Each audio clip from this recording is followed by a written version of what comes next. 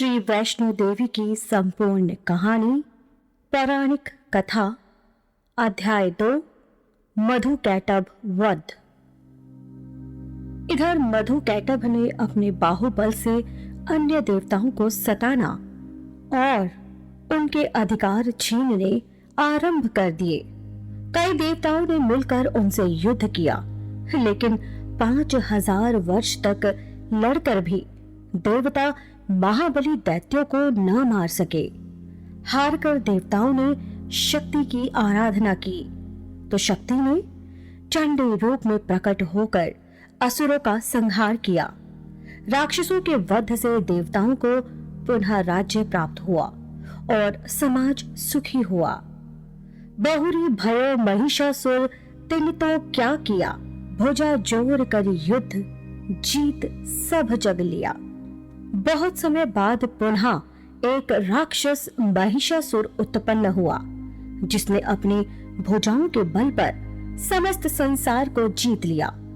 देवताओं और राक्षसों में 100 वर्ष तक घोर संग्राम हुआ।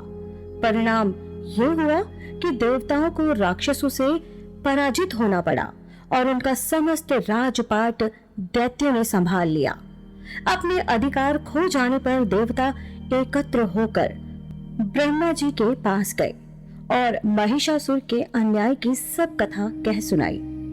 देवताओं की बात सुनकर ब्रह्मा जी बोले कि मैं तो महिषासुर को वरदान दे चुका हूँ कि उसकी मृत्यु किसी कुंवारी कन्या के हाथों से होगी। हम उसे पराजित नहीं कर सकते। ब्रह्मा जी के मुख से ये शब्द सुनकर देवताओं में नीरवता छा गई।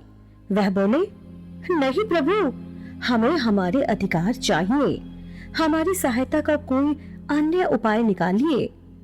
महिषासुर के विनाश के लिए अन्य उपाय की खोज में समस्त देवता ब्रह्मा जी को साथ लेकर भगवान शंकर और भगवान विष्णु के पास गए। देवताओं की दुखी आत्माओं ने राक्षसों के अत्याचार का वर्णन उन्हें भी सुनाया। हे प्रभु, उन महापराक्रमी दैत्यों ने हमें अपने अधिकारों से वंचित कर दिया। घर बार सब उजाड़ दिए। हे लोकेश, अग्नि, सूर्य, इंद्र, चंद्र, वरुण, हम सब देवताओं का सुख चैन छीनकर दैत्यों ने हमें जबरदस्ती बाहर धकेल दिया।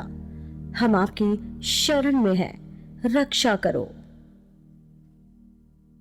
ऐसी ही इंटरेस्टिंग किताबें कुछ बेहतरीन आवाजों में सुनिए सिर्फ ऑडियो पिटारा पर। ऑडियो पिटारा सुनना जरूरी है।